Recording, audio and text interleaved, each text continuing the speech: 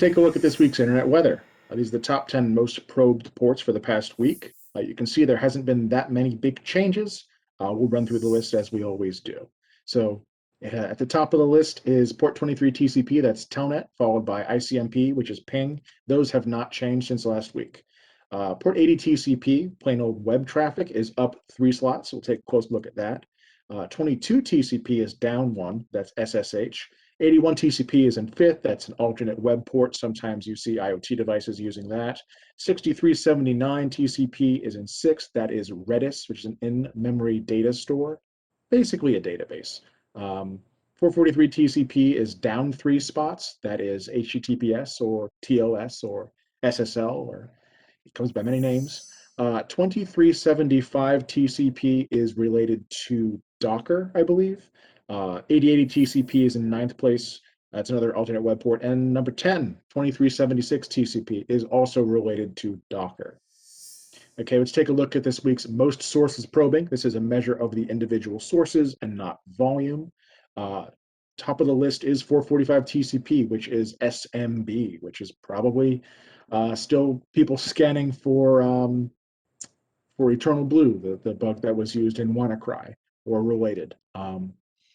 So 23 TCP is in 2nd place. We've covered that one. We've also covered 22 TCP in 3rd.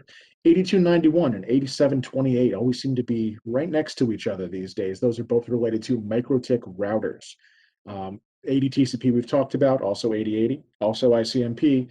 In 9th spot, in 9th place, we have 1433 TCP, that is Microsoft SQL Server. And rounding out the bottom is 10th place, 5555 Android Remote Debug Bridge, which is very common for devices that run Android, like an Android media player, to have open.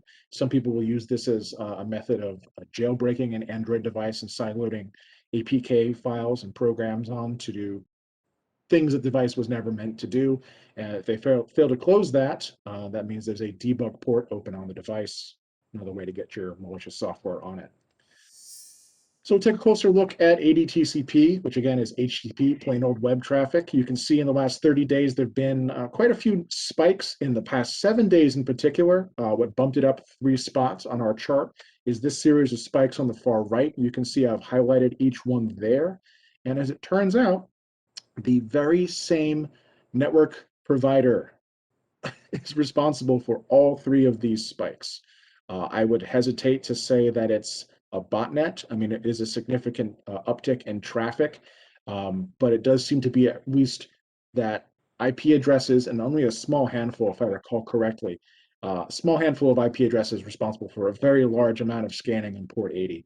Unfortunately, I do not know exactly what it is that they're scanning for. They seem to think they've got something worth going after, but you know, we may find out in the next couple of days what this might be if there's a new bug on the horizon. And that's it for the internet weather. Any questions? I like it when there's not too much out there, Matt. Me too, Kay. Yeah.